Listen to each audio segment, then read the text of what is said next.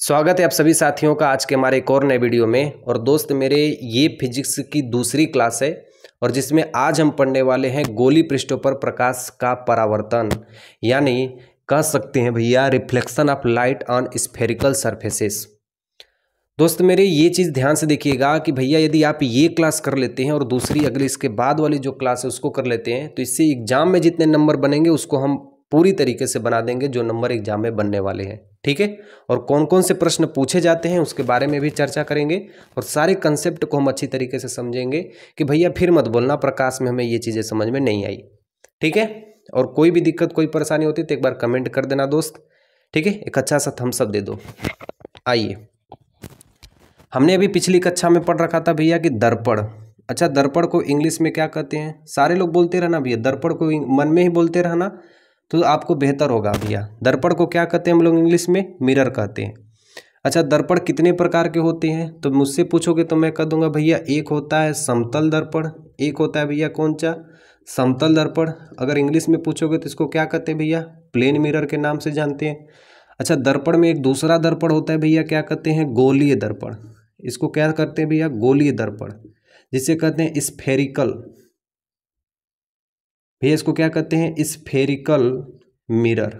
ठीक है, तो मिरर तो बहुत लोग भैया हमने बहुत सारे देखे हैं। हमने तो ऐसे ऐसे मिरर देखे हैं कि अपने जब बाइक चलाते हैं और उसमें एक ऐसा मिरर है जिससे पूरा पीछे का रोड सब कुछ दिखाई देता है।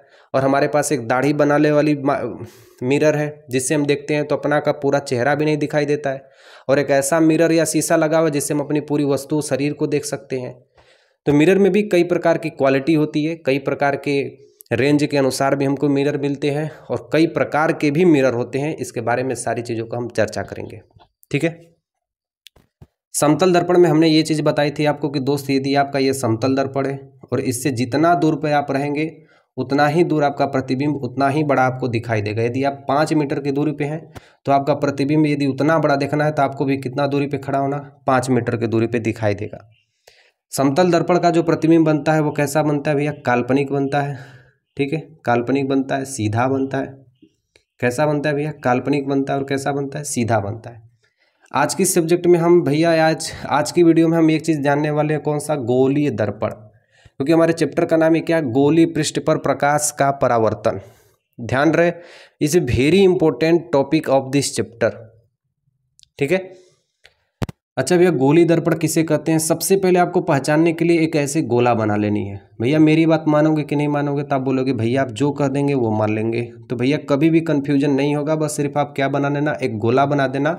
और गोला का कोई ना कोई केंद्र होता है तो आप भी क्या बना देंगे? बोल देना सुधांशु भैया हमने तो एक क्या बना दिया? केंद्र बना दिया। और केंद्र को किससे प्रदर्शित करते हैं भैया? सी से करते हैं। सारे लोग बोलेंगे किससे प्रदर्शित करते हैं? सी से। अच्छा, इसके एक भाग को हम क्या कर देते हैं? कलई कर देते हैं। कलई मतलब इसे पोत देते हैं किसी भी चीज़ से। किसी भी चीज़ से पोतोगे भैया तो काम नहीं आएगा। इसे हम पोतते हैं सिल्वर नाइट्रेट से। किससे पोतते हैं भैया? सिल्वर नाइट्रेट से, क्योंकि प्रकाश का अच्छा परावर्तक होता है। ठीक है, अच्छा भैया एक तरफ हम और इसको पोत सकते हैं, लेकिन हमने इस बार क्या किया कि एक बार बाहर वाले को पोता, एक बार हमने अंदर वाले को पोता। तो जिसको पोत दिए उसको कहते हैं कलई किया हुआ। कौन सा किया हुआ? कलई किया हुआ। और जिसको नहीं पोते हैं इसको कहेंगे परावर्तक पृष्ठ। इसको कौन सा पृष्ठ कहेंगे? परावर्तक पृष्ठ। और भैया एक बात हमेशा याद रखनी है कि परावर्तक पृष्ठ पे ही प्रकाश की किरण टकराती है। जिधर आप कलई कर दोगे उधर प्रकाश की किरण क्यों टकराने जाओगे? कभी आप घर पे कोई शीशा या होता है उसको फोड़ दीजिए। फोड़ने के बाद शीशा के पीछे देखिए तो आपको लगेगा कि उस पर कोई कलई की के इसके कैसे ऐसे करके क्या है पोता गया। मैं इस माइक को यहाँ पे लगा लेता हूँ। ठीक है, देखना आवाज़ आ रही है, कोई भी दिक्कत नहीं होगी, ध्यान से देखना। अच्छा भैया इधर क्या है? इधर वाला तो ये कलई किया गया है और इधर ये वाला क्या है? ये परावर्तक है। ठीक है, तो आपको दोनों में एक चीज़ ध्यान देखने को मिल रही है कि एक परावर्तक पृष्ठ दबा हुआ है, एक परावर्तक पृष्ठ उभरा हुआ है। सारे लोग बोलेंगे भैया मैं जो बोल रहा हूँ समझ में आ रही है कि नहीं? एक परावर्तक पृष्ठ दबा हुआ है, एक परावर्तक पृष्ठ उभरा हुआ है। तो जो परावर्तक पृष्ठ दबा हुआ होता है उसे कहते हैं अवतल। उसे कौन सा कहते हैं भैया? अवतल दर्पण कहते हैं। उसे कौन सा दर्पण कहते हैं? अवतल दर्पण। या इसी का नाम है कन्वर्जिंग मिरर, या इसी का नाम क्या है? Converging mirror. ठीक है, सारे चीज नोट करते रहना। एक अवतल दर्पण, या इसी को कहते हैं कन्वर्जिंग मिरर, या इसी को कहते हैं अभिसारी दर्पण, या इसको क्या कहते हैं भैया, अभिसारी दर्पण। ठीक है, या इसको कहते हैं नतोदर, क्या कहते हैं, नतोदार। ठीक है, नतोदार। या एक और इसका नाम है, एक और इसका नाम है अवनमन, क्या कहते हैं, अवनमन। तो ये सारे चीज का नाम जहां जहां आपको ये यूज देखने को मिलेगा, कौन सा दर्पण बोल देना भैया, अवतल दर्पण। और जिस परावर्तक पृष्ठ उभरा हुआ होता है इसे हम कहते हैं भैया उत्तल दर्पण। कौन सा दर्पण, उत्तल दर्पण। अच्छा, उत्तल दर्पण को इसको कहते हैं कनकेव मिरर, इंग्लिश में क्या कहते हैं, CONCAV, कनकेव मिरर। भैया आप सारे चीजों लिखना, नहीं तो बोलोगे कि आप भैया गलत पढ़ाते हो। ठीक है, और अभिसारी दर्पण का मीनिंग होता है कन्वर्जिंग मिरर। ठीक है, उत्तल दर्पण को कहते हैं कन्वेक्स मिरर, क्या कहते हैं भैया, कन्वेक्स मिरर। या इसे कहते हैं अपसारी दर्पण, अपसारी दर्पण, या कहते हैं diverging mirror, DIVERSING, diverging mirror कहते हैं। या इसे कहते हैं, एक याद रखना नाम दोस्त मेरे, उन्नतोदार, क्या कहते हैं भैया, उन्नतोदार। या इसे कहते हैं अवनमन हो गया। तो अवनमन के बाद भैया हम इसको लिख सकते हैं उन्नयन, उन्नयन, हाँ क्या लिख सकते हैं भैया, उन्नयन लिख सकते हैं।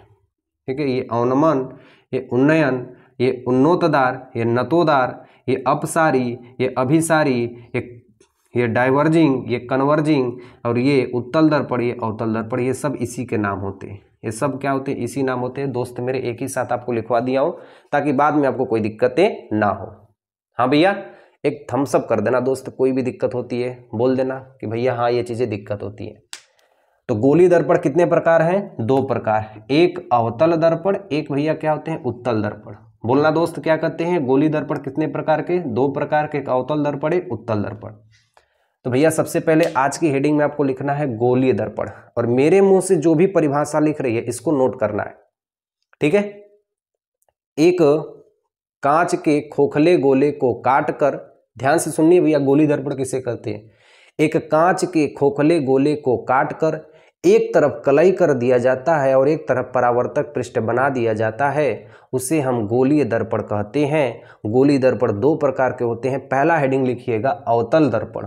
अवतल दर्पण किसे कहते हैं, वह गोलीय दर्पण जिसका परावर्तक पृष्ठ दबा हुआ, वह गोलीय दर्पण जिसका परावर्तक पृष्ठ दबा हुआ होता है उसे अवतल दर्पण कहते हैं। वह गोलीय दर्पण जिसका परावर्तक पृष्ठ उभरा हुआ होता है उसे हम उत्तल दर्पण कहते हैं। हाँ भैया, क्या कहनी है, कभी भी परिभाषा भूलना नहीं चाहिए, फिर नहीं तो भैया मैं आपसे नाराज हो जाऊंगा। ध्यान से देखना है भैया, वह परावर्तक पृष्ठ जो दबा हुआ होता है, वह गोली दर्पण जिसका परावर्तक पृष्ठ दबा हुआ होता है उसे अवतल दर्पण कहते हैं। वह परावर्तक पृष्ठ जिसका भाग उभरा हुआ होता है उसे हम क्या कहते हैं भैया, उत्तल दर्पण कहते हैं। कोई दिक्कत, कोई परेशानी नहीं है दोस्तों मेरे, पहले इसको नोट कर लो, इसके बाद हम चलेंगे गोली दर्पण और अवतल दर्पण, उत्तल दर्पण के दोनों हम चित्रों में जो महत्वपूर्ण और वेरी वेरी इंपॉर्टेंट चीज है उसको पहले पढ़ेंगे। हरे रामा हरे कृष्णा।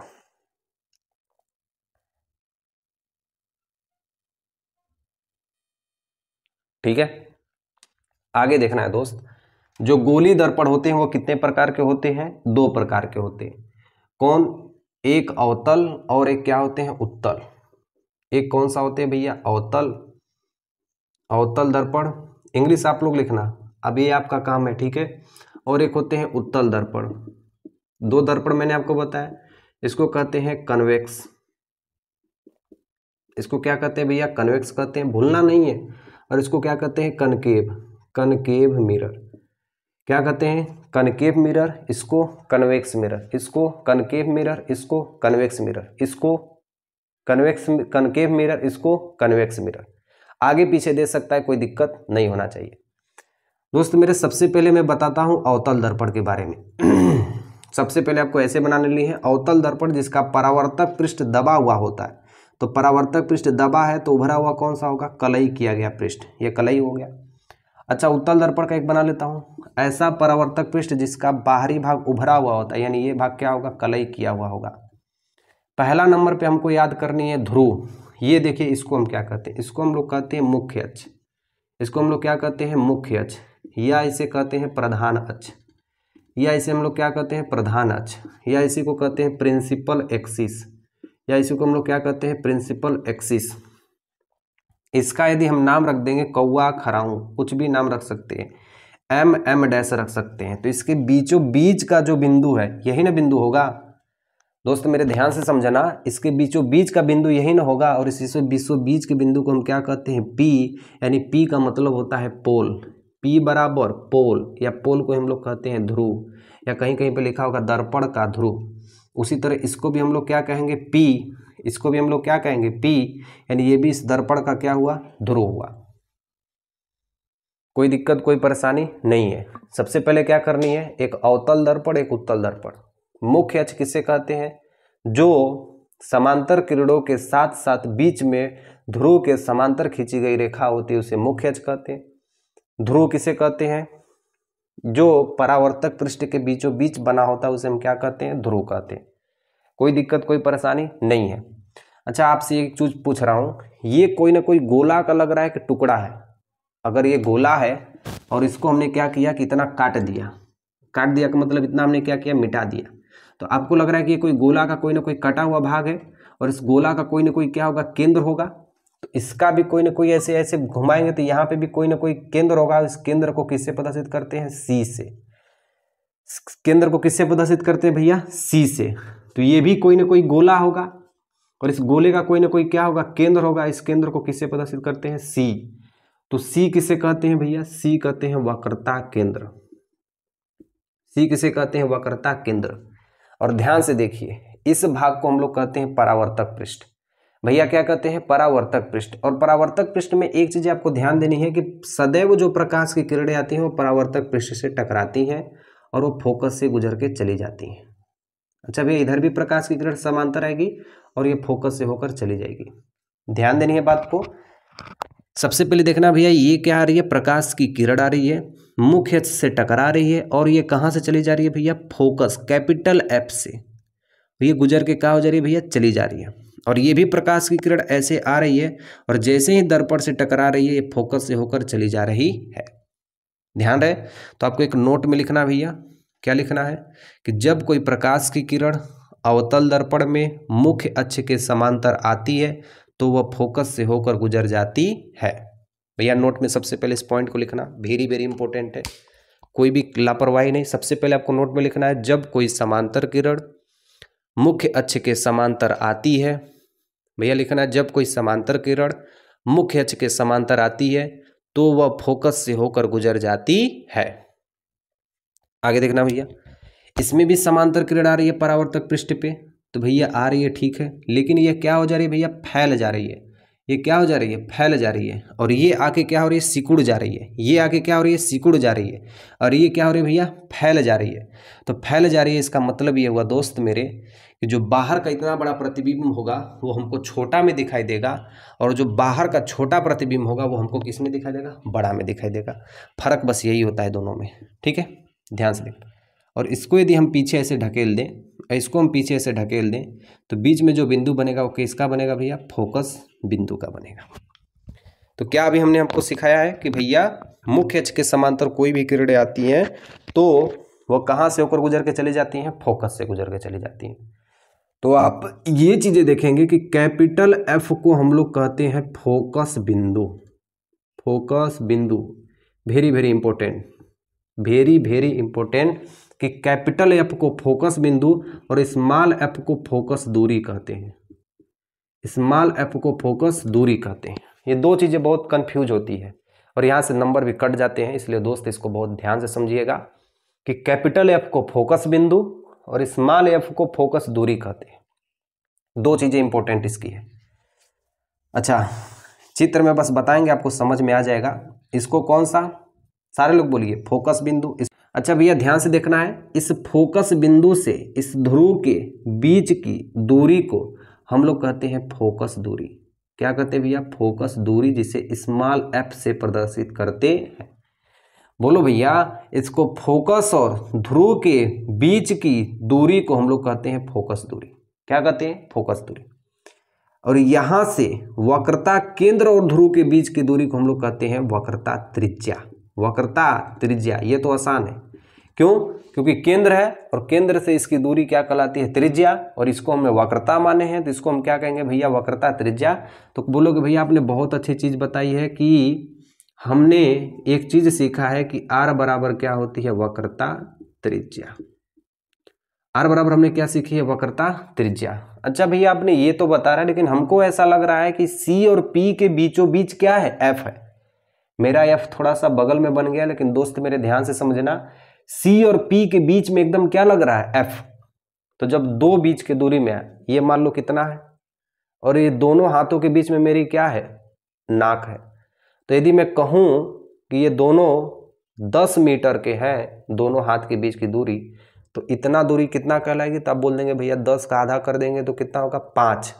तो ये दूरी कितना कहलाएगी? 5। तो इसका मतलब है कि यदि ये 10 रहेगा तो ये दूरी कितनी होगी? 5 होगी। तो फोकस बराबर r/2, यदि फोकस बराबर r/2, r/2 तो हमने क्या किया था? 10 में 2 का भागा दे दिया तो कितना आ गया? 5। उसी तरह फोकस में क्या करेंगे? r/2 दे देंगे तो ये बीच वाले, अरे दूना ना है दोस्त, ये आधा है, ये दूना है, तो इसका आधा भाग, इसमें 2 का भाग दे देंगे तो आधा भाग निकल जाएगा। तो हम लिख सकते हैं एक फार्मूला कि फोकस दूरी बराबर वक्रता त्रिज्या बटा के 2। Is very very important. अब इसमें एक चीज हमको ध्यान देनी है, जो एग्जाम में बहुविकल्पी में जो पहला क्वेश्चन आपको बहुत ज्यादा बार पूछता है वो चीज ध्यान देनी है। बहुविकल्पी में जो सबसे नंबर 1 पे पूछता है वो पहले ध्यान देनी है। एग्जाम्पल में बहुविकल्पी में ये हमसे पूछेगा कि अवतल दर्पण में वक्रता केंद्र कहाँ बना होता है? अवतल दर्पण का फोकस बिंदु कहाँ होता है? तो अवतल दर्पण का फोकस बिंदु दर्पण के आगे, और ये दर्पण के कहाँ है? पाछे। अरे भाई ये परावर्तक पृष्ठ है और ये कलई किया गया पृष्ठ है, तो जिधर प्रकाश को हम देखेंगे ये दर्पण का सामने वाला भाग हुआ, ये दर्पण के पीछे वाला भाग हुआ। हम लोग जब आईना देखते हैं तो आईना में देखते हैं भैया ऐसे, तो ये आईना है, तो जिधर हमको प्रतिबिंब दिखाई देता है ये दर्पण का सामने का भाग हो गया, और जिधर कलई किया रहता है वो दर्पण का पीछे का भाग होता है। तो यहाँ पे हमारा फोकस बिंदु कहाँ बन रहा है? दर्पण के पीछे, और यहाँ पे फोकस बिंदु कहाँ बना है? दर्पण के आगे।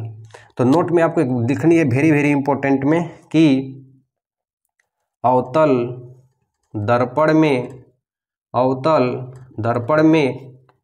फोकस कहाँ बनता है? फोकस दर्पण के सामने बनता है, दर्पण के सामने बनता है।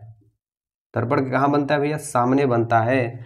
और इसका क्या लिख देंगे कि उत्तल दर्पण में फोकस कहाँ बनता है? दर्पण के पीछे बनता है, दर्पण के पीछे बनता है। कहाँ बनता है? दर्पण के पीछे बनता है। ठीक, यहां तक आपको क्या करनी है भैया? नोट कर लेनी है। एक बार फिर से मैं रिपीट करा देता हूं। कौन सा दर्पण है? अवतल दर्पण। वह गोली दर्पण जिसका परावर्तक पृष्ठ दबा हुआ होता है उसे अवतल दर्पण कहते हैं। उत्तल दर्पण किसे कहते हैं? वह गोली दर्पण जिसका परावर्तक पृष्ठ उभरा हुआ होता है उसे उत्तल दर्पण कहते हैं। इन दोनों बिंदुओं को कहते हैं मुख्य अक्ष, जो समांतर खींची गई प्रकाश रेखाओं के बराबर होते उसे मुख्य अक्ष कहते हैं, जिसे प्रिंसिपल एक्सिस या प्रधान अक्ष कहते हैं। पी कहते हैं परावर्तक पृष्ठ के बीचों बीच की दूरी को हम लोग क्या कहते हैं? ध्रुव कहते हैं। वक्रता केंद्र, ये किसी न किसी गोले का कटा हुआ भाग होता है, इसलिए जिस केंद्र गोले का जो केंद्र होता है उसी को हम कहते हैं वक्रता केंद्र। फोकस से ध्रुव के बीच की दूरी को फोकस दूरी, और वक्रता केंद्र से ध्रुव के बीच की दूरी को वक्रता त्रिज्या कहते हैं, जिसे स्मॉल r से प्रदर्शित करते हैं। ये चीजें वेरी वेरी इंपॉर्टेंट है, इसको दोस्तों नोट कर लेना कि किससे किसको हम लोग क्या करते हैं? प्रदर्शित करते हैं। ठीक है, अवतल दर्पण और उत्तल दर्पण।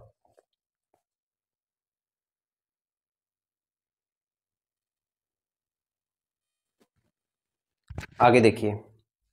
अच्छा भैया आपने कभी दिन में सपने देखे हैं कि नहीं, या कल्पना किए हैं कि नहीं? यार मतलब हम उस घर में पैदा हुए होते तो ये चीज़ें हमको सुविधा मिलती, या हम ये रहते तो ये चीज़ें करते, या ये बिल गेट्स होते, या ये चीज़ होते, या नरेंद्र मोदी होते। अपने आप में सोचते हैं ना, हम उसको क्या कहते हैं? कल्पना करते हैं। तो कल्पना सदैव सीधी होती है, अच्छी होती है। कोई कल्पना बेकार में करता है कि भैया काश हम कूड़ा बीनते, काश हम ला के रोड पे सफाई करते। कोई ये कल्पना कभी करता है? नहीं करता है। तो कल्पना सदैव सीधी की जाती है। तो इसलिए जो भी काल्पनिक चीज़ें बनेंगी, कभी भी आपके कोई भी, चाहे दर्पण हो चाहे लेंस हो, जो भी काल्पनिक चीजें होंगी वो सदैव सीधी प्रतिबिंब बनेंगी, और जो वास्तविक चीजें होंगी वो सदैव क्या बनेंगी, उल्टी बनेंगी। यानी वास्तव में हम लोग क्या है, उल्टे हैं। वास्तव में जो हम सोचे हैं वो अभी तो नहीं है, इसलिए हम लोग क्या है, अभी उल्टे हैं। तो हमेशा याद रखनी है, जितनी भी वास्तविक चीजें होंगी वो उल्टी बनेंगी प्रतिबिंब, और जितनी भी सीधी चीजें रहेंगी वो कैसी बनेंगी, काल्पनिक रहेंगी। तो दोस्त मेरे, मैं आपको एक चीज समझाना चाहता हूं कि आज अभी जो ये कंसेप्ट लिखूंगा, ये शब्दों का यूज किया जाता है दर्पण लेंस में। सबसे पहले आपको ध्यान देनी है बिंब, ठीक है, प्रतिबिंब। और प्रतिबिंब को हम लोग कहते हैं छवि, या इसी को हम लोग कहते हैं इमेज। ये सब नाम आपको देखने को बहुत बार मिलेंगे, ठीक है, ध्यान से देखिए। एक आपको देखने को मिलेगा बिंब, और बिंब को हम लोग कहते हैं वस्तु, और वस्तु को हम लोग कहते हैं ऑब्जेक्ट। वस्तु को हम लोग क्या कहते हैं, ऑब्जेक्ट, ठीक है। तीसरे नंबर पे हमको मिलेगी काल्पनिक। क्या मिलेंगी, काल्पनिक। और काल्पनिक वस्तुएं सदैव आभासी बनती हैं। कैसे बनती हैं, सदैव आभासी बनती है। और काल्पनिक को कहते हैं इमेजिनरी। क्या कहते हैं, इमेजिनरी, ठीक है। इसके बाद एक और नाम आपको याद रखनी है, आवर्धित विवर्धित। आवर्धित और विवर्धित, विवर्धित। इसका मतलब होता है बड़ा। बड़ा का मतलब ग्रेटर। बड़ा का मतलब क्या है, ग्रेटर, या इसी को कहते हैं बिग। इंग्लिश की जरूरत नहीं है, इसी तरह समझ जाएंगे कि आवर्धित दे दिया या विवर्धित दे दिया तो इसका मतलब क्या हो गया, बड़ा हो गया। और मैं अभी आपको एक चीज बोला हूं कि काल्पनिक वस्तुएं जितनी भी होंगी या काल्पनिक प्रतिबिंब जितने भी बनेंगे, काल्पनिक प्रतिबिंब, जितनी भी काल्पनिक प्रतिबिंब बनेंगी सब कैसी बनेंगी, सीधी बनेंगी, ठीक है। और जितनी भी वास्तविक प्रतिबिंब बनेंगी, जितनी भी वास्तविक प्रतिबिंब बनेंगी, उन सबको हम क्या कहेंगे भैया, वो सब उल्टी होंगी। वो सब कैसी होंगी, उल्टी होंगी, ठीक है। जितनी भी काल्पनिक प्रतिबिंब बनेंगी वो सीधी, और जितनी भी वास्तविक प्रतिबिंब बनेंगी वो सब कैसी बनेंगी, उल्टी बनेंगी। यानी दोस्त मेरे ध्यान देना, ये सब जो चीज आपको बताया हूं, ये 6 के 6 चीजें, ये आपको बेसिक चीजें हैं, आपको समझ में आएगी जब हम क्वेश्चन आंसर को सब लगाएंगे और इस चैप्टर को जब पढ़ेंगे और इसके बाद के जितने भी चैप्टर पढ़ेंगे दोस्त, ये सब चीजें आपको उसमें कहीं ना कहीं देखने को मिलेंगी, जिसमें बहुत सारे लोगों को ज्यादातर कंफ्यूजन होता है। उन्हें ये तक पता नहीं होता है कि वस्तु को बिंब कहते हैं, छवि को प्रतिबिंब कहते हैं, काल्पनिक को आभासी कैसे कह देते हैं। तो सारी चीजों को हम अभी समझेंगे, लेकिन सबसे पहले देखिए, प्रतिबिंब को छवि, छवि को इमेज, बिंब को वस्तु, वस्तु को ऑब्जेक्ट, काल्पनिक को आभासी, आभासी को इमेजिनरी, आवर्धित को विवर्धित, यानी इसका मतलब क्या हुआ, बड़ा। काल्पनिक प्रतिबिंब सदैव सीधी बनती है और आभासी प्रतिबिंब, अरे वास्तविक प्रतिबिंब सदैव उल्टी बनती है। नोट कर लो दोस्त इसको।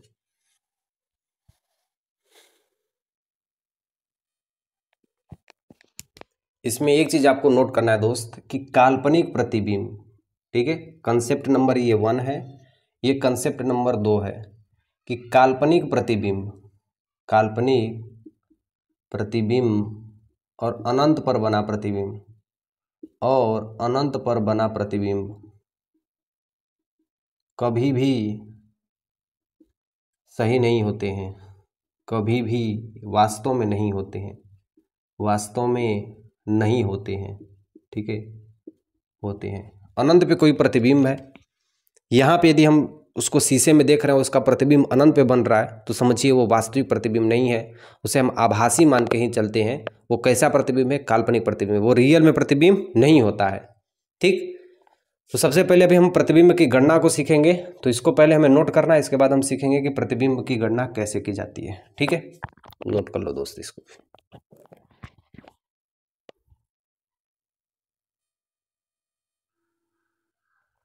आगे देखिए दोस्त, दर्पण पे कैसे प्रतिबिंब बनते हैं, अवतल दर्पण पे।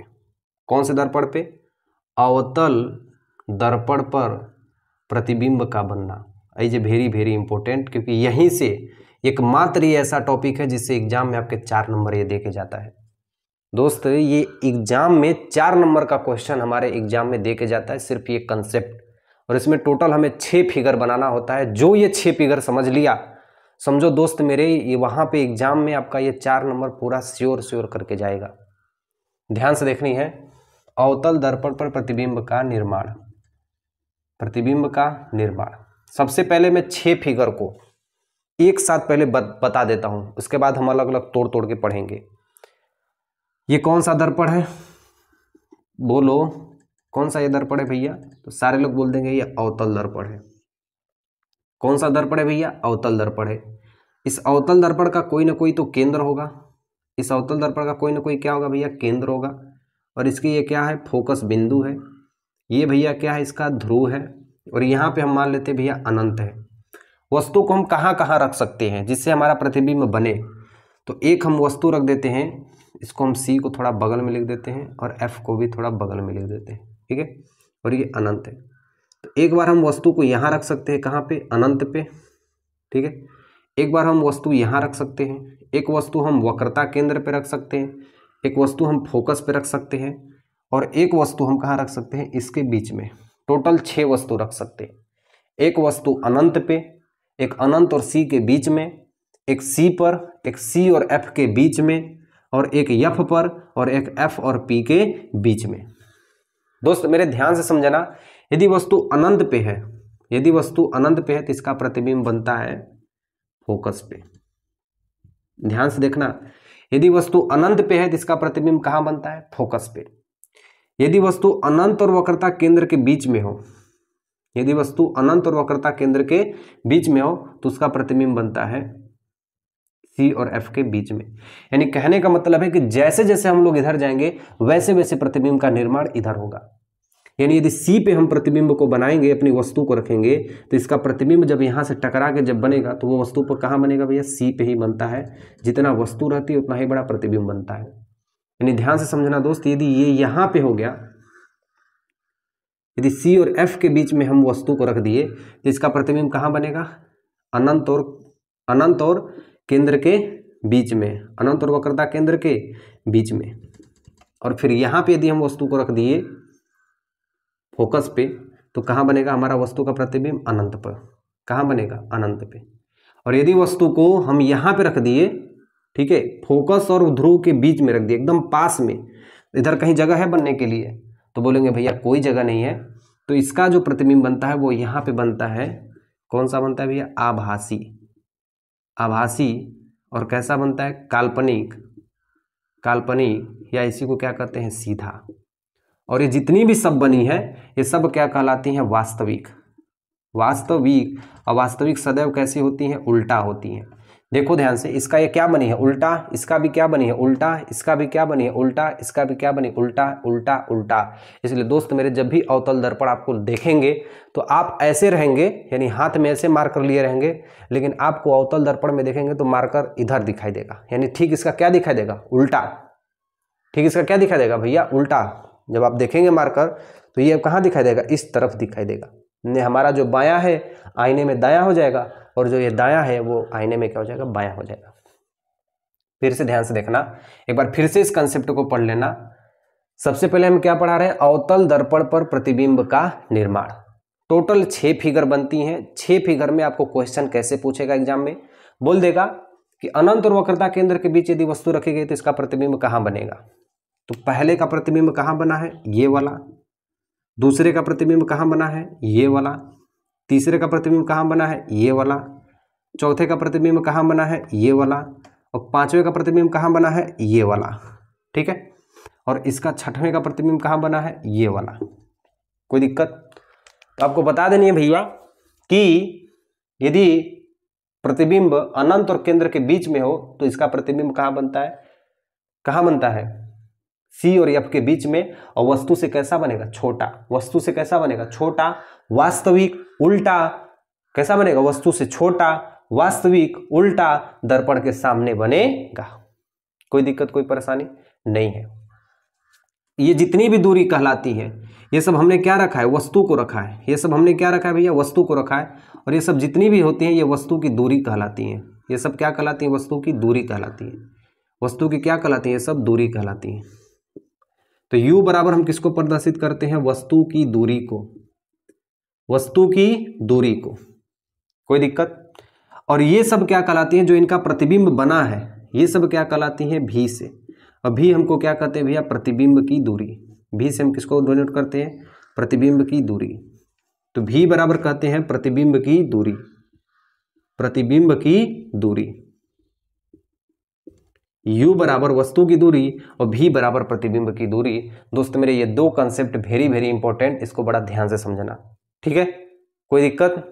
इसको एक बार फिर से समझा दें या फिर से बना देते हैं, इसको एक बार फिर से देखिए, क्योंकि दोस्त ये 4 नंबर का पूरा कंसेप्ट आपके एग्जाम में आता है। हम इसको अलग अलग तोड़ के भी समझेंगे, लेकिन पहले मैं सोच रहा हूं कि इसको एक तरीके से आपको बता दूं। यदि कोई वस्तु अनंत पे रहेगी तो उसका प्रतिबिंब कहाँ बनेगा? फोकस पे। वस्तु से कैसा बनेगा? छोटा। यानी वस्तु मान लो ये अनंत पे हमने इसको मार्कर को रख दिया और यहाँ पे हमने एक दर्पण लगा दिया, तो इसका प्रतिबिंब कैसा बनेगा? छोटा। एग्जाम्पल देता हूं, सूर्य की उतनी बड़ी किरणें हैं, इतना बड़ा सूर्य होगा, कितना बड़ा होगा पता नहीं, लेकिन यदि उससे हम उत्तल लेंस का प्रयोग करते हैं तो देखते हैं कि एकदम सूर्य का कितना छोटा हो जाता है, इतना छोटा हमको दिखाई देता है। बोलो, लेंस का जब प्रयोग करते हैं, सेम वही घटना यहाँ पे होती है। कितना बड़ा यदि प्रतिबिंब है तो इतना फोकस इसका कितना बना, इतना छोटा।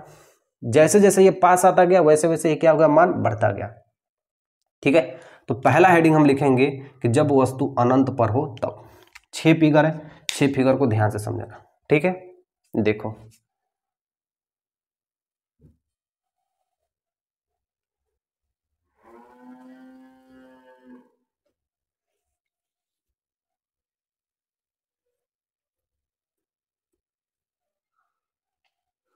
सबसे पहले मैं क्या कहता हूं भैया? जब वस्तु अनंत पर हो।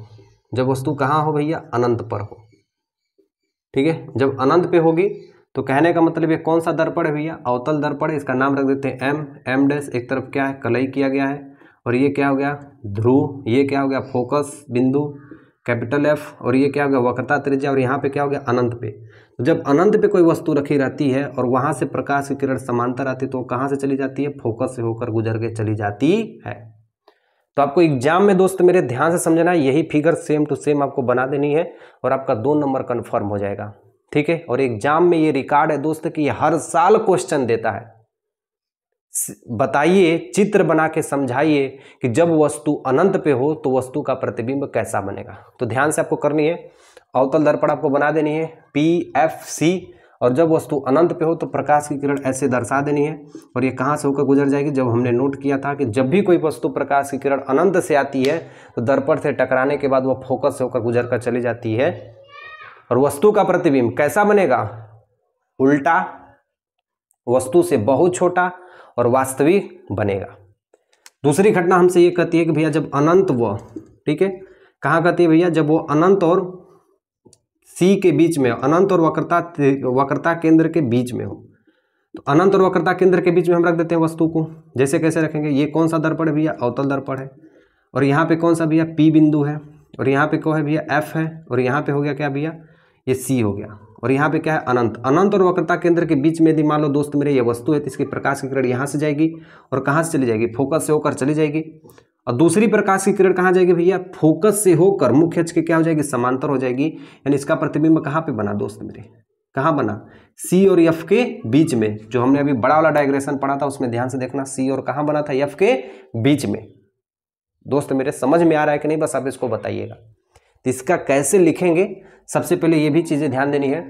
एग्जाम में सिर्फ आपसे यही पूछेगा कि जब अनंत और वक्रता केंद्र के बीच वस्तु हो तो वस्तु का प्रतिबिंब कैसा होगा। तो आपको ये चित्र बना देनी है, ठीक है। अवतल दर्पण बना देनी है और चित्र में बना देनी है कि वस्तु के सिरे से 2 किरणें निकलेंगी। पहली किरण दर्पण से टकराने के बाद फोकस से होकर गुजर जाएगी, क्योंकि हमने ये चीजें सीखा है दोस्त कि जब भी कोई समांतर जाती है तो वो सीधे समांतर जाती है तो फोकस से होकर जाती है, समांतर होती है तो फोकस से होकर जाती है, समांतर होती है तो फोकस से होकर जाती है। और तिरछा जाएगी तो समांतर हो जाएगी, सीधा जाएगी तो तिरछा हो जाएगी, तिरछा जाएगी तो समांतर हो जाएगी। और जहां आपस में ये दोनों काटेंगी वही वस्तु का क्या बन जाएगा? प्रतिबिंब। तो वस्तु का प्रतिबिंब कैसा बना है? वस्तु इतना बड़ा और वस्तु इतना छोटा, तो वस्तु का प्रतिबिंब वस्तु से छोटा, वस्तु से छोटा और ऊपर नीचे बन रहा है तो क्या कहेंगे? वास्तविक। क्या बन रहा है? वास्तविक। और उल्टा बन रहा है कि नहीं? ये सीधा, इसका कैसा बन रहा है? उल्टा, तो कह देंगे उल्टा बनेगा, ठीक है। बाकी आपको ये चीज डेरिवेशन करने के लिए नहीं आएगा कि आप इसकी रचना कीजिए, ठीक। रचना करने के लिए दोस्त ये क्लास 12 में आपको दिया जाता है, ठीक है। अगर रचना करने का आपका मन है तो आप कर दीजिएगा, यदि आपके पास समय हो तो। कैसे कहेंगे? माना वस्तु AB, माना वस्तु AB अनंत और केंद्र के बीच स्थित हो तो वस्तु के सिरे से दो किरणें निकलेंगी। पहली किरण दर्पण से टकराने के बाद फोकस से होकर गुजर जाएगी, दूसरी किरण फोकस से जाने के बाद वह मुख्य अक्ष के समांतर हो जाएगी। ये दोनों किरणें परस्पर जिस बिंदु पर काटेंगी वह वक्रता केंद्र और फोकस के बीच में काटेंगी, इसलिए वस्तु का प्रतिबिंब वास्तविक, उल्टा और वस्तु से छोटा बनेगा। तो कितना फिगर हुआ दोस्त मेरे? ये 2 फिगर हुआ। बाकी के जो जितने भी 4 फिगर हैं वो आप अपने से प्रैक्टिस कर लेना दोस्त। इसमें से जो लास्ट वाला फिगर है वो मैं बताता हूं, क्योंकि लास्ट वाला फिगर कैसा बनता है? काल्पनिक बनता है। ठीक, देखना दोस्त। बाकी के फिगर सब एकदम आसान है, सब इसी टाइप के बनेंगे। तो मैं आपको कौन सा बताना चाहता हूं? 3, 4, 5, 6। तो तीसरा वाला भी बता देता हूं एक बार, तीसरा वाला बता देता हूं, उसके बाद फिर लास्ट वाला बता देता हूं जो छठवां बनता है। ठीक है, तीसरा वाला बता दूंगा तो सारा कंसेप्ट आपका दोस्त मेरे क्लियर हो जाएगा। ठीक है, ये कौन सा भी है? प्री है, ये एफ है फोकस बिंदु, और ये क्या है? वक्रता केंद्र है। और वस्तु यदि वक्रता केंद्र पर स्थित हो, एग्जाम में आपसे देगा सीधे कि वक्रता केंद्र पर वस्तु हो तो चित्र बनाइए। तो वक्रता केंद्र पे हो तो एक किरण मुख्य अक्ष के समांतर जाएगी और फोकस से होकर गुजर के चली जाएगी, दूसरी फोकस से होकर जाएगी और मुख्य अक्ष के क्या हो जाएगी? समांतर हो जाएगी। दूसरी फोकस से होकर जाएगी, मुख्य अक्ष से समांतर होगी, और जहां आपस में कटान बिंदु होगी तो वही वस्तु का क्या बनेगा? प्रतिबिंब। तो वस्तु ये, प्रतिबिंब ये, वस्तु ये, प्रतिबिंब ये, वस्तु ये, प्रतिबिंब ये। तो वस्तु जितना बड़ा था उतना ही बड़ा क्या बना? प्रतिबिंब बना। तो हम इसका रचना में लिखेंगे कि जब कोई वस्तु ए बी, जब कोई वस्तु ए बी, ठीक है, जब कोई वस्तु ए बी वक्रता केंद्र पर स्थित हो तो वस्तु के सिरे से 2 किरणें निकलेंगी। एक पहली किरण ये, दूसरी किरण ये। पहली किरण दर्पण से टकराने के बाद फोकस से चली जाएगी और दूसरी किरण दर्पण से टकराने के बाद मुख्य अक्ष के समांतर हो जाएगी, और ये दोनों जिस बिंदु पर काटेंगी वह वक्रता केंद्र पर ही बिंदु को काटेंगी। इसलिए वस्तु का प्रतिबिंब वस्तु के बराबर, वास्तविक, उल्टा बनेगा। और एक चीज याद रखना दोस्त, इसको कहते हैं वस्तु की दूरी, और इसको कहते हैं, ये जो दूरी है इसको कहते हैं प्रतिबिंब की दूरी। इसको कौन सी दूरी? वस्तु की दूरी, इसको प्रतिबिंब की दूरी। इस ऊंचाई को कहते हैं वस्तु की ऊंचाई, इसको कहते हैं प्रतिबिंब की ऊंचाई।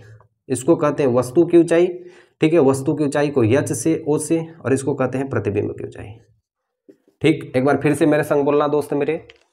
इस दूरी को कहते हैं वस्तु की दूरी, क्योंकि हमने यहाँ पे वस्तु रखा है, और इस दूरी को क्या कहते हैं? वस्तु की दूरी। जो प्रतिबिंब बनता है इसकी दूरी को कहते हैं प्रतिबिंब की दूरी। इस ऊंचाई को कहते हैं वस्तु की ऊंचाई, हाइट ऑफ ऑब्जेक्ट। इस ऊंचाई को कहते हैं हाइट ऑफ इमेज, यानी प्रतिबिंब की दूरी। ठीक है, तो इसको नोट कर लेना दोस्त। अब इसके बाद हम पढ़ेंगे कि कौन से चीज को ऋणात्मक कहा जाता है और कौन से मान को धनात्मक। अच्छा हाँ, एक बोले हैं 3 हो गया, और 3 के बाद 4, 5 आपको लगानी है, 6 नंबर मुझे बतानी है।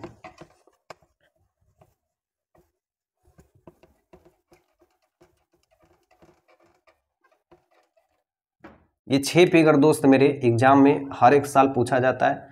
दोस्त मेरे जा रहे हो एग्जाम देने तो सबसे पहले 6 फिगर का प्रैक्टिस खूब 4 बार नहीं, 5 बार नहीं, 10 बार इसको कर लेना। ठीक है दोस्त मेरे, 4 नंबर का काम करता है। ठीक है, पी हो गया, एफ हो गया, और ये क्या हो गया भैया? सी हो गया। और छठवां में प्रतिबिंब बनता है कि जब वस्तु फोकस वह ध्रुव के बीच हो, जब वस्तु फोकस वह ध्रुव के बीच में हो।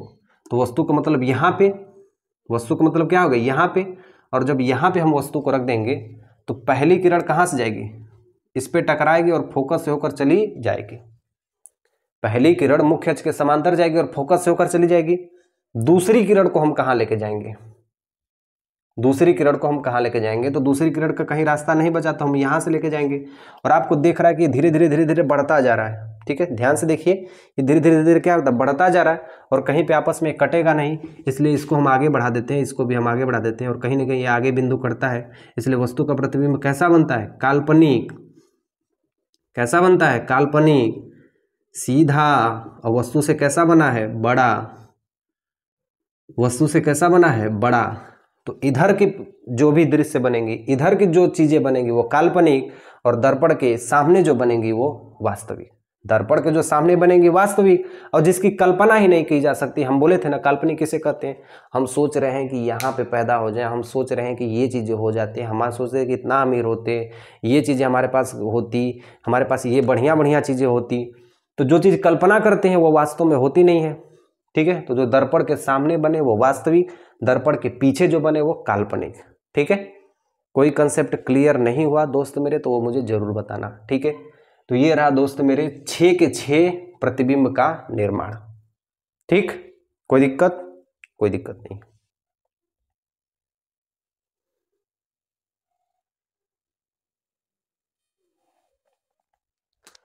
अगली चीज दोस्त मेरे जो हमारा टॉपिक है वो है रेखीय आवर्धन। क्या है? रेखीय आवर्धन। ठीक है, ध्यान से देखना दोस्त, इसे एम से प्रदर्शित करते हैं। रेखीय आवर्धन क्या होती है? सबसे पहले आपको एक चिन्ह परिपाटी का भी नियम याद होना चाहिए। ठीक है, सबसे पहले मैं आपको एक क्या बना देता हूं, अवतल दर्पण बना देता हूं। ठीक है, अवतल दर्पण में ये मैंने क्या रख दिया, कोई वस्तु है। ठीक है, ये वस्तु का नाम रख देता हूं इधर ए, इधर क्या रख देता हूं बी। वस्तु का क्या रख दिया ए और इधर क्या रख दिया बी।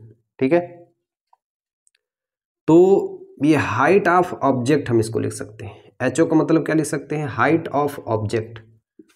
एचओ का मतलब क्या हो गया, वस्तु की ऊंचाई। वस्तु की ऊंचाई।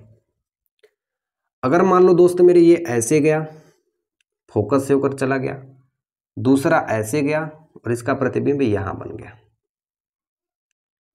ठीक है, ध्यान से मेरी बात को समझना। ये पहली किरण जाने के बाद यहां से टकरा के ऐसे चली गई, दूसरी किरण कहाँ जा रही है, फोकस से जाके और उसके बाद ये कहाँ चली जा रही है, मुख्य अक्ष के समांतर हो जा रही है।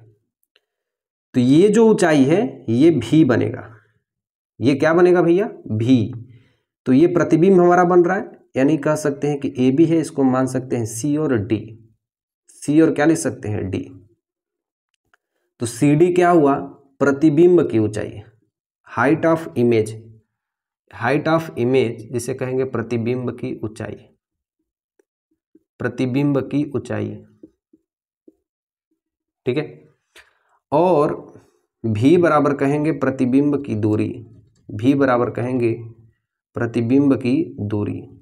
और यू बराबर जहां से वस्तु रखी है और ये पी, ध्रुव से जहां वस्तु रखी है वहां से ध्रुव के बीच की दूरी को वस्तु की दूरी कहते हैं।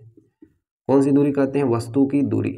तो u बराबर वस्तु की दूरी, v बराबर प्रतिबिंब की दूरी, HO बराबर वस्तु की ऊंचाई, HI बराबर प्रतिबिंब की ऊंचाई। अब इसमें दिक्कत यह होती है कि कहां पे कौन से मान को प्लस रखा जाए और दोस्त मेरे कहां पे कौन से मान को माइनस रखा जाए। दोस्त मेरे ध्यान से समझिएगा, जितनी भी काल्पनिक चीजें बनेंगी, ठीक है, काल्पनिक मान, काल्पनिक मान या इसी को क्या कहते हैं, आभासी मान, ये सदैव किस में होंगी, प्लस में होंगी। ठीक है, आपने चतुर्थांश पढ़ा होगा ऐसे। चतुर्थांश में हमने एक चीज देखा था कि इधर वाले चीज को प्लस कहते हैं, इधर वाले चीज को क्या कहते हैं, माइनस कहते हैं। ऊपर वाले चीज को क्या कहते हैं, प्लस, नीचे वाले चीज को क्या कहते हैं, माइनस। कोई दिक्कत, कोई परेशानी नहीं है। तो अच्छा भैया, दर्पण के इधर जो चीजें बनेंगी वो प्लस, इधर बनेंगी तो माइनस। यानी अवतल दर्पण, ये किसका चित्र बना है, अवतल दर्पण में ये u का मान क्या होगा भैया, माइनस में होगा। v का मान भी क्या होगा, माइनस में होगा। हाइट ऑफ ऑब्जेक्ट भी क्या होगा, माइनस में होगा। ठीक है, और हाइट ऑफ ऑब्जेक्ट भी माइनस में, हाइट ऑफ इमेज भी क्या होगा, माइनस में। यानी अवतल दर्पण में सभी चीजों का मान क्या होता है, माइनस में। और इधर जो प्रतिबिंब बन गया, यदि आभासी बन गया, एक प्रतिबिंब यहाँ पे बना था ना आभासी, तो इसका यदि मान निकालना होगा तो इसका मान किस में आएगा, प्लस में। तो एक बात मेरे याद रखना, दर्पण के इस तरफ, मान लो मैं ये क्या हो गया, दर्पण, दर्पण के इस तरफ जो भी चीजें बनेंगी माइनस में, दर्पण के इस तरफ जो भी चीजें बनेंगी प्लस में। कोई दिक्कत, कोई दिक्कत नहीं। दर्पण के इस तरफ माइनस में, दर्पण के उस तरफ प्लस में, दर्पण के इस तरफ माइनस में, दर्पण के उस तरफ प्लस में।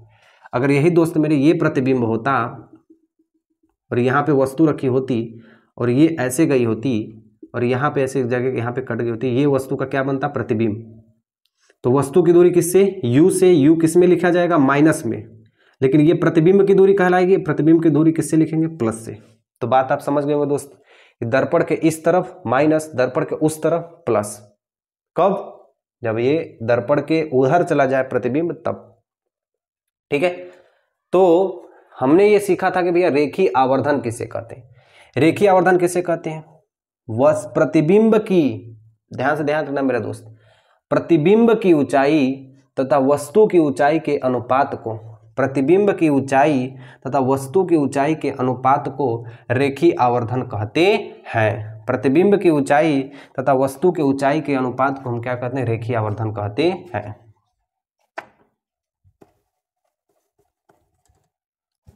यानी कहने का मतलब है दोस्त मेरे कि इसको हम लिख सकते हैं -v/u या हाइट बटा के ऑब्जेक्ट। एच का मतलब होता है कि इसको कहते हैं height of image, height of image, और इसको कहते हैं height of object, height of object.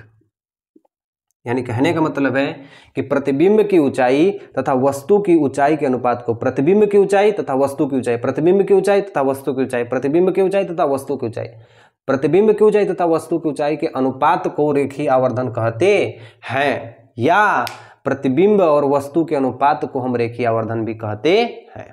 कोई दिक्कत, कोई परेशानी, कोई भी दिक्कत, कोई भी परेशानी नहीं है। ठीक है, ओके। रेखीय आवर्धन भी हो गया भैया। इसके बाद क्या चीज है? अब इसके बाद हमारे पास बचा है दर्पण सूत्र। तो ध्यान से देना है, क्या पढ़ना भैया? दर्पण सूत्र। और एक चीज ध्यान से देखना भैया, जो अभी हमने रेखीय आवर्धन बताया है, रेखीय आवर्धन का परिभाषा में आप लिखेंगे कि प्रतिबिंब की लंबाई तथा वस्तु की लंबाई के अनुपात को रेखीय आवर्धन कहते हैं। अगला चीज हमको पढ़ना है दर्पण सूत्र। दर्पण सूत्र से यदि हमें दो चीजों की वैल्यू दी रही होती है, यानी मान लो यदि आप फोकस और वस्तु प्रतिबिंब की दूरी, फोकस और प्रतिबिंब की दूरी यदि मान दिया है तो हम वस्तु की दूरी को निकाल सकते हैं, या प्रतिबिंब की दूरी और वस्तु की दूरी दिया है तो हम फोकस दूरी भी निकाल सकते हैं, या फोकस और वस्तु की दूरी दिया है तो हम प्रतिबिंब की दूरी निकाल सकते हैं। यानी कहने का मतलब है कि कोई दो मान दिया है, तीसरा मान हम निकाल सकते हैं। ठीक है, तो इसमें f क्या है? सारे लोग बोलेंगे f क्या है? जहां f बराबर फोकस दूरी, f बराबर क्या है? फोकस दूरी। अच्छा, v बराबर क्या है? वस्तु प्रतिबिंब की दूरी, v बराबर क्या है? प्रतिबिंब की दूरी। ठीक है, और u बराबर क्या है? वस्तु की दूरी, वस्तु की दूरी। कोई दिक्कत, कोई परेशानी नहीं है। तीनों क्या हो गया? सही हो गया। तो आपको मैं अब क्वेश्चन कराने जा रहा हूं, तो 3 टाइप के क्वेश्चन कराऊंगा दोस्त मेरे, और यहीं से आपके सारे क्वेश्चन बन जाएंगे। ठीक है, नोट कर लो दोस्त इसको। ठीक है, देखिए क्वेश्चन हमारे पास दिया है कि एक अवतल दर्पण की फोकस दूरी 10 सेंटीमीटर है, तो इसका और उसमें दिया है कि दर्पण से 20 सेंटीमीटर की दूर पर स्थित वस्तु है, तो इसका प्रतिबिंब कहाँ बनेगा। दोस्त मेरे फार्मूला तो हर कोई लगा लेगा, लेकिन एक बार कंसेप्ट आपको जरूर देखना होगा। कैसे? ध्यान से देखना कि एक अवतल दर्पण की फोकस दूरी 10 सेंटीमीटर है। अवतल दर्पण की ऐसे बना देना हमको भैया, और इसकी फोकस कितनी है? 10 सेंटीमीटर है। 20 सेंटीमीटर पर वस्तु रखी गई, मतलब इसका दोगुना पे रखी गई है। यहाँ पे कितना पर रखी गई है? 20 सेंटीमीटर पर कोई वस्तु रखी गई है, तो इसका प्रतिबिंब कहाँ पर बनेगा, यही हमको क्या करना है। ये प्रतिबिंब का मान क्या करना है? हमको ज्ञात करना है। 10 सेंटीमीटर का फोकस है, 20 सेंटीमीटर पर वस्तु है, तो इसका प्रतिबिंब कहाँ पर बनेगा, क्योंकि एक किरण ऐसे जाएगी, दूसरी किरण ऐसे जाएगी, और ये हमें प्रतिबिंब की दूरी का क्या करना है? ज्ञात करना है। तो हमने बताया था कि एक फार्मूला होता है 1/f बराबर 1/v प्लस 1/u। तो पहले जो मान है उसको लिख लेते हैं। फोकस दूरी 10 सेंटीमीटर, तो लिखेंगे भैया फोकस दूरी बराबर 10 सेंटीमीटर, प्लस में कि माइनस में? प्लस में कि माइनस में? क्या होगा? माइनस में। दर्पण के इस तरफ माइनस में, दर्पण के उस तरफ प्लस में। उसके बाद क्या दिया? 20 सेंटीमीटर पर वस्तु रखी गई है, तो वस्तु की दूरी किससे? u से। u का मान कितना? 20 सेंटीमीटर। तो दर्पण की इधर वस्तु रखी गई कि दर्पण के उधर? इधर रखी गई, इसलिए क्या लिखेंगे? -20 सेंटीमीटर। हमको क्या ज्ञात करना है? प्रतिबिंब कैसा बनेगा। v का मान क्या करना है? हमको ज्ञात करना है। फार्मूला 1/f बराबर 1/v minus 1/v plus 1/u। किसका मान चाहिए? v का, तो u को इधर लेके आएंगे, यानी 1/v बराबर 1/f माइनस 1/u। रख देते हैं सबका मान। f का मान कितना है? f का मान 10 है, तो लिखेंगे -10। ठीक है, u का मान कितना है? u का मान 20 है, तो 1/20। ये माइनस माइनस आपस में क्या कर देंगे? प्लस। आगे देखिए हम क्या करेंगे, 1/v बराबर 20 से कम 20, लेकिन ये माइनस लगा इसलिए लिखेंगे -20 प्लस 10 से कम 10 बटा के 20 दहा में कितना होता है 200। इसका गुणा वाला मेथड क्या होता है कि यदि 1/3 प्लस 1/4 है तो 4 एक कम 4, 3 एक कम 3 और 4 3 क्या कर देते हैं 12, इसलिए क्या लगती है लग जाती है। उसी तरह के हम 20 एक कम 20, 10 एक कम 10, आगे माइनस था तो माइनस, यहाँ प्लस था तो प्लस, अब 20 दहा में क्या हो गया 200। 20 में से 10 घटाएंगे तो कितना बचेगा 1/v बराबर -10 बटा के 200। तो v का मान क्या आएगा, जब ये पलट देंगे तो ये भी मान पलट देंगे तो कितना होगा 200 बटा के -10 काट देंगे तो v बराबर कितना आएगा -20 सेंटीमीटर। यानी वह प्रतिबिंब कहाँ बनेगा, ठीक इसके जो ये दर्पण है, दर्पण से 20 सेंटीमीटर की दूरी पर प्रतिबिंब बनेगा। अरे इस तरह भी हम समझ सकते थे कि भाई फोकस का दोगुना, फोकस का दोगुना क्या होता है वक्रता केंद्र, और वक्रता केंद्र पर कोई वस्तु बनेगी तो वही वक्रता केंद्र पर ही प्रतिबिंब उसका बनेगा। वक्रता केंद्र में उसका क्या बनेगा, प्रतिबिंब बनेगा। एक और सवाल को हम आपको कराना चाहते हैं दोस्त मेरे, इसमें रेखीय आवर्धन भी दिया हो। लिखिए सवाल को, एक उत्तल, पहले नोट कर लीजिए फिर सवाल लिखिएगा।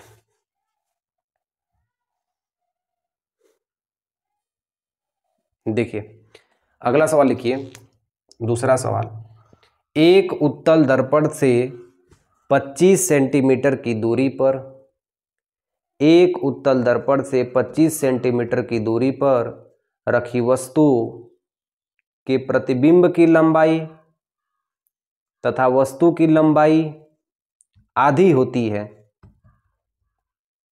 प्रतिबिंब की लंबाई तथा वस्तु की लंबाई आधी होती है, तो दर्पण की फोकस दूरी ज्ञात कीजिए। फिर से एक बार सवाल लिखिएगा, सुन लीजिए।